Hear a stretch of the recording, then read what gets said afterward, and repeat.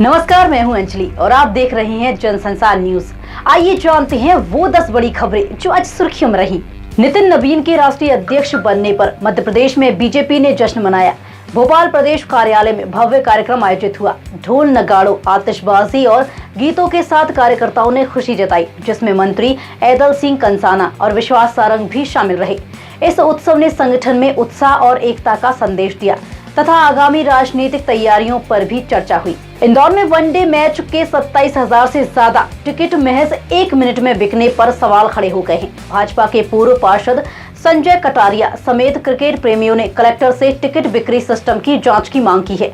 वहीं शिकायत में ऑनलाइन व्यवस्था की पारदर्शिता और टिकटों के काले बाजार में बिकने के आरोप लगाए गए हैं। इंदौर के भगीरथपुरा में पाइपलाइन कार्य के बीच 30% इलाके में सैंपल के लिए पानी की सप्लाई की जा रही है, लेकिन डर के कारण लोग पानी नहीं भर रहे हैं। गंदा पानी आने की आशंका से रहवासी टैंकर और आरओ का पानी ही इस्तेमाल कर रहे हैं। कई लोग बीमार भी पड़े हैं।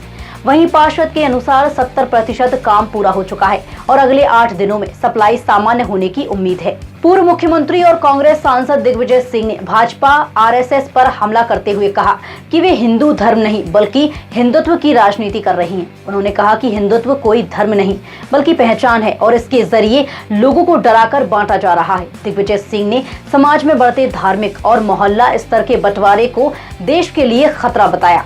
प्रयागराज माघ मेले में मौनी अमावस्या स्नान के दौरान हुए टकराव पर अखिल भारतीय अखाड़ा परिषद के महामंत्री हरिगिरी महाराज ने घटना को चिंताजनक बताया। उन्होंने कहा कि जब तक 13 अखाड़े मिलकर चादर न उड़ाएं, तब तक शंकराचार्य पद पर समाज की पूर्ण स्वीकृति नहीं मिलती। हरिगिरी महाराज ने टकराव से बचने की बात कहते हुए मेला प्रशासन को क्लीन चिट दी है और मामले की जाँच की मांग की है। इंदौर में दूषित पानी से हुई मौतों के बाद मध्य प्रदेश नगरीय प्रशासन विभाग ने 413 नगर निकायों की वाटर और सीवर लाइन का डिजिटल रूट मैप तैयार किया है। अमृत रेखा पोर्टल और मोबाइल ऐप से ओटीपी की निगरानी, इंटरसेक्शन पॉइंट और रोबोटिक लीकेज जांच और तुरंत मरम्मत संभव होगी।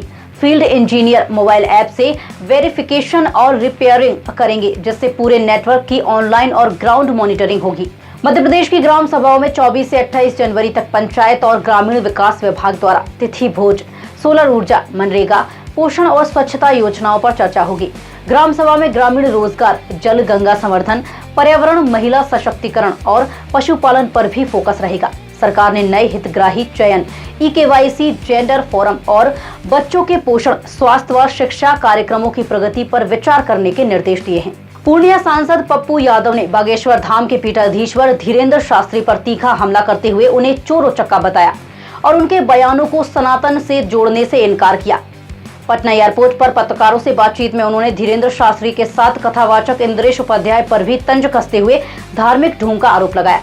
पप्पू यादव ने कहा कि देश को ढोंग नहीं बल्कि बुद्ध, गुरु नानक और अंबेडकर के विचारों की जरूरत है। नरसिंहपुर में शंकराचार्य चौक पर सर्वधर्म समाज ने प्रयागराज माघ मेले में शंकराचार्य स्वामी अभिमुक्तेश्वरानंद से कथित दुर्व्यवहार के विरोध में 24 घंटे का उपवास आंदोलन शुरू किया। आंदोलनकारियों ने इसे धार्मिक भावनाओं और आध्यात्मिक परंपराओं का अपमान बताते हुए निष्पक्ष जांच और दोषियों पर सख्त कार्रवाई की मांग की है। प्रदर्शन शांतिपूर्ण रहा और वक्ताओं ने कहा कि कार्रवाई तक आंदोलन जारी रहेगा।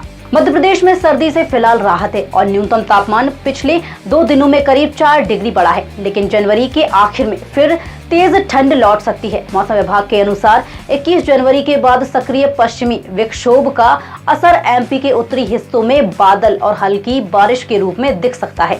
कटनी का करौंदी सबसे ठंडा रहा, जबकि बड़े शहरों में इंदौर में न्यूनतम तापमान सबसे कम दर्ज किया गया है। फिलहाल आज बड़ी खबरों में इतना ही। कल फिर होगी मुलाकात, तब तक के लिए देखते रहिए जनसंसार न्यूज। धन्यवाद।